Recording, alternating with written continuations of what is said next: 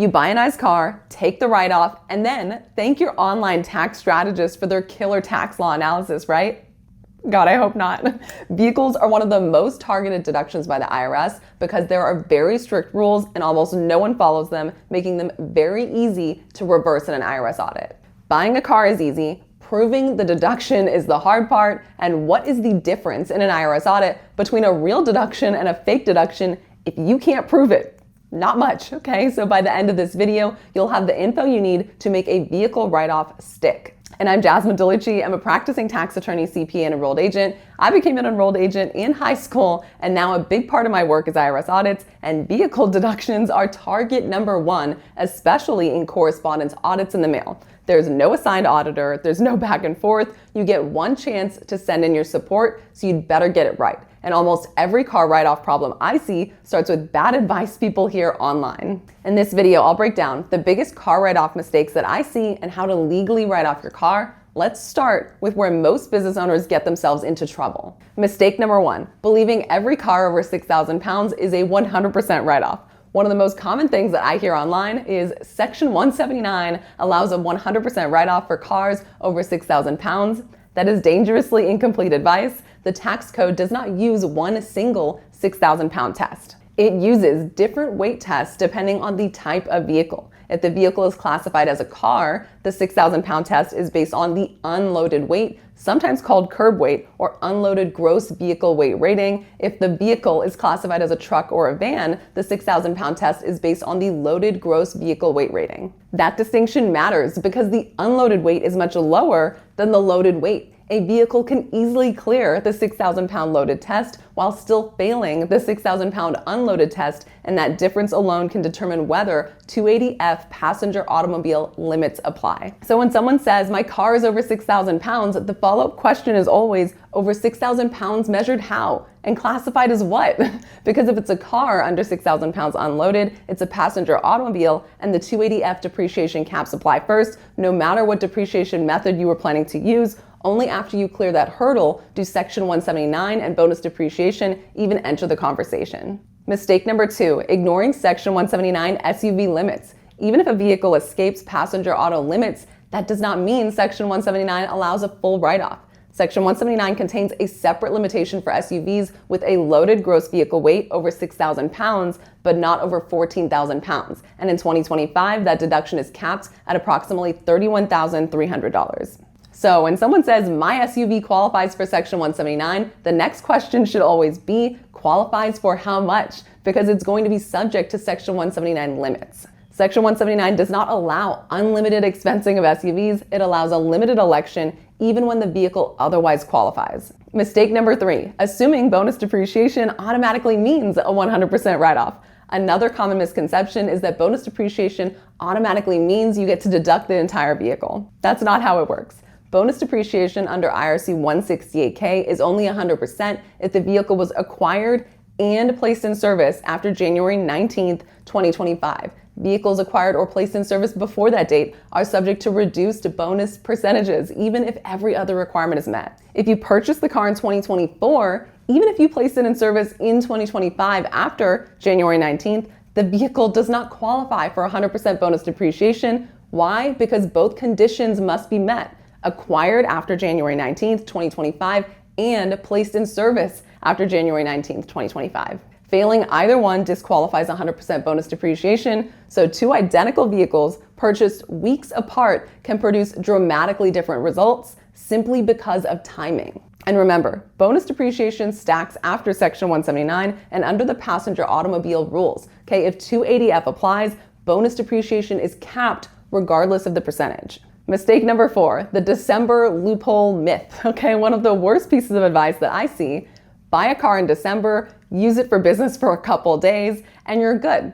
Congress anticipated that exact behavior. And that's why if your business use drops below 50% during the vehicle's recovery period, usually 5 years, the IRS can recapture that accelerated depreciation. That means they treat it as income and they claw it back. So buying a car for 2 days in December, then switching to personal use is one of the easiest ways to hand the IRS a clean recapture argument.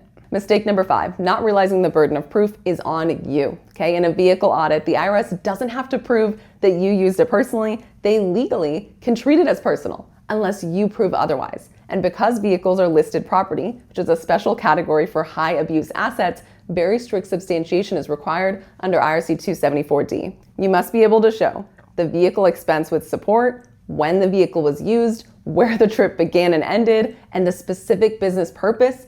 Bank statements and credit card statements are not sufficient. Estimates are not sufficient. Reconstructed logs are often disregarded. If you can't produce contemporaneous, meaning real-time records, the IRS doesn't have to rely on them, and they often reverse the deduction. So now that we've covered what not to do, let's talk about what the law actually requires if you want your vehicle deduction to hold up, because writing off a car isn't about picking the right depreciation method, it's about meeting the requirements before depreciation even becomes an option, and the order matters. Step 1, the vehicle must be a legitimate business use asset. That means it must be ordinary and necessary for your specific business, actually placed in service, meaning it's available and being used, and it's used in a real ongoing business activity with a close relationship to the business activity. This is where most people quietly fail. Calling something business use is not enough, right? Putting it in the business name is not enough. Having a logo or wrap on the car is not enough. The IRS looks at what you actually do with the vehicle, not what you label it as. The facts have to support that the car is genuinely connected to the operations in a meaningful way, and the courts have been very clear on this. For example, in Tussaud's Wax Museum versus Commissioner, the business placed a Lincoln Continental outside the museum to project an image of financial stability and success. The court disallowed the deduction entirely.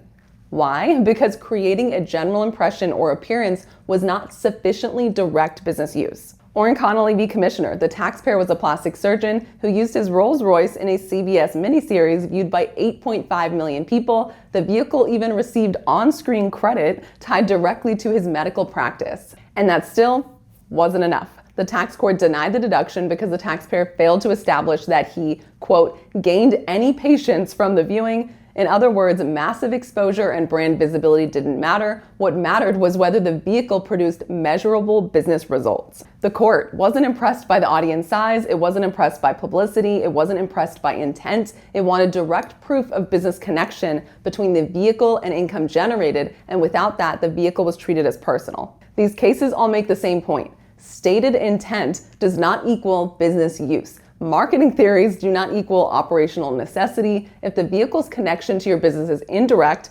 aspirational, or image-based, the IRS and the courts can treat it as personal. And if the business use isn't real at this stage, nothing that comes after matters, right? Depreciation, Section 179, or bonus never even come into play. Step 2, you must meet the business use thresholds if you want accelerated depreciation, right? To use Section 179 or bonus depreciation, business use must exceed 50%, and that use must be tracked and documented.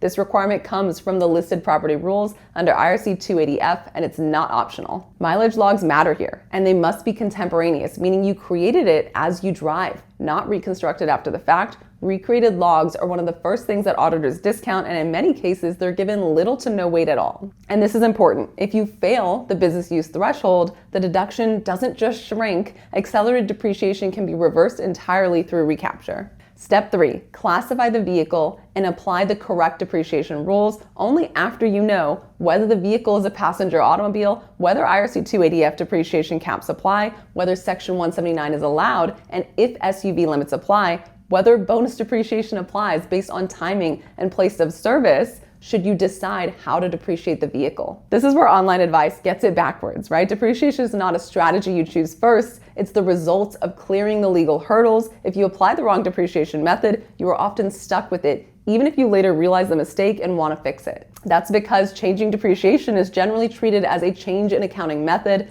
not a simple correction, and accounting method changes are usually only made on a going forward basis, not retroactively, even in an audit, and even if you amend your return. So if you choose the wrong method because you skipped the classification and threshold analysis, the IRS is not always required to let you redo it because you now understand the rules. And on the flip side, if you claim depreciation you were never entitled to in the first place, the IRS doesn't need your permission to fix that. They can simply reverse it. That's why depreciation is not something you experiment with. Once it's claimed, the consequences tend to stick, but only in one direction. Step 4, audit-proof the deduction. Okay, finally, you have to assume that the deduction will be reviewed. Vehicle deductions are one of the most common triggers for correspondence audits, especially when claimed on Schedule C. The IRS knows vehicles are easy to abuse, so they look closely. The best protection is not confidence, it is documentation, right? Under 274D, the deduction only survives if your records establish the amount of each expense, the time and place of use, the business purpose of the use. That means you should have receipts that support the actual expenses, right? Gas, repairs, insurance, lease payments,